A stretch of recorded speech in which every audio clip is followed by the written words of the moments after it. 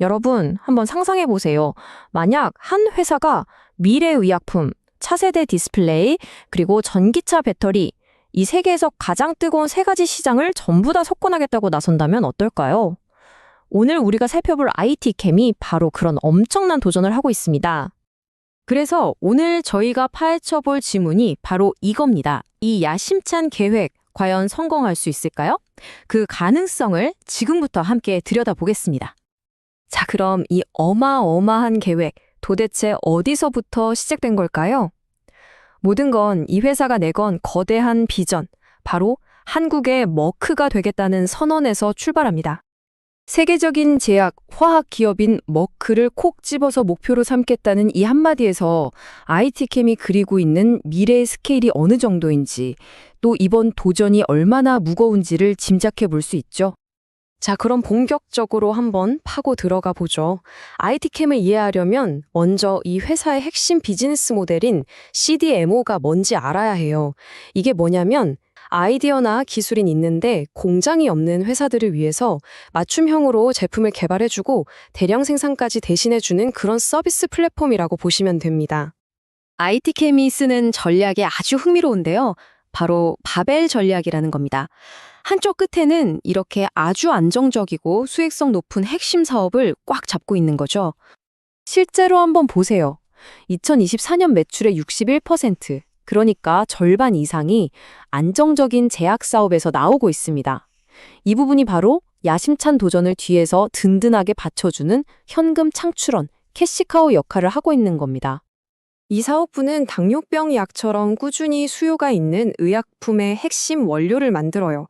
이걸 SK바이오텍 같은 국내 기업에 납품하면 그 제품이 결국에는 화이자나 아스트라제네카 같은 세계적인 제약사로 들어가는 구조인 거죠. 즉 글로벌 공급망에 아주 중요한 허리 역할을 하면서 안정적인 현금 흐름을 계속 만들어내고 있는 겁니다. 자, 이렇게 안정적인 기반을 딱 깔아놓고 그 위에서 현재의 성장을 이끌고 있는 또 다른 엔진을 돌리고 있습니다. 바로 미래 디스플레이의 핵심, OLED 전자재료 사업이죠. 그런데 말이죠. 최근에 이 전자재료 사업부에 정말 예상치도 못했던 엄청난 순풍이 불어옵니다. 무슨 일이냐면 미국이 중국의 거대 디스플레이 회사인 BOE의 제품 수입을 막아버린 거예요. 그럼 어떻게 되겠어요? 애플의 패널을 공급하던 BOE의 빈자리를 삼성과 LG가 차지하게 된 거고, 이 두 회사의 핵심 소재를 공급하는 IT캠은 그야말로 누가 이기든 상관없이 이익을 보는 엄청난 기회를 잡게 된 거죠. 자, 지금까지가 바벨 전략의 안정적인 한쪽 끝이었습니다.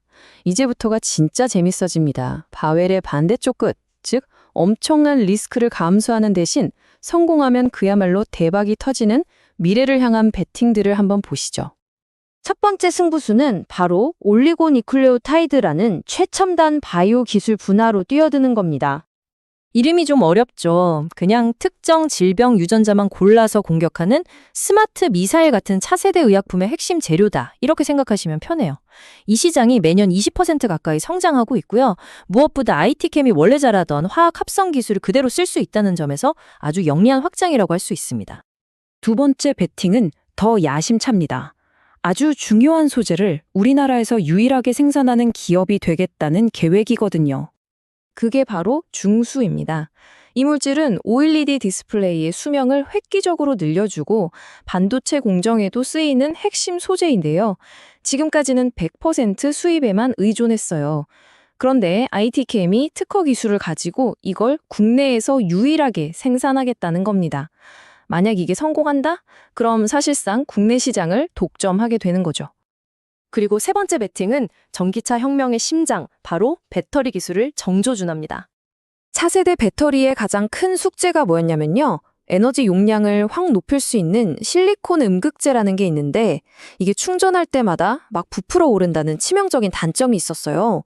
바로 이 문제를 IT캠의 신소재 SWCNT가 해결해 줍니다. 이 소재가 팽창하는 걸 딱 잡아주면서 결과적으로 더 빠르고 오래가는 고성능 배터리를 만들 수 있는 핵심 열쇠가 되는 겁니다. 자, 그래서 핵심은 이겁니다. 여기까지 들으면 정말 장밋빛 미래만 펼쳐질 것 같죠? 하지만 이 화려한 성장 스토리의 이면에는 우리가 반드시 알아야 할 상당한 리스크가 균형을 이루고 있습니다. 우선 좋은 것부터 보죠.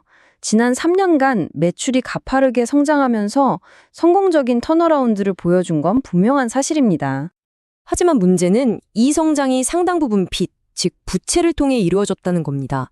2014년 기준으로 부채 비율이 138%에 달하는데 이건 재무적으로 봤을 때 상당히 높은 수치고 분명히 리스크가 있다는 신호입니다. 결국 IT캠을 둘러싼 논쟁은 명확하게 갈립니다. 한쪽에서는 이렇게 다각화된 포트폴리오와 미래 기술의 엄청난 잠재력을 보면서 이건 기회라고 말하죠. 하지만 다른 한쪽에서는 138%나 되는 부채 비율, 소수 고객에 대한 높은 의존도, 그리고 이 모든 야심찬 계획들을 과연 실제로 다 해낼 수 있을지에 대한 거대한 실행 리스크를 우려하고 있습니다.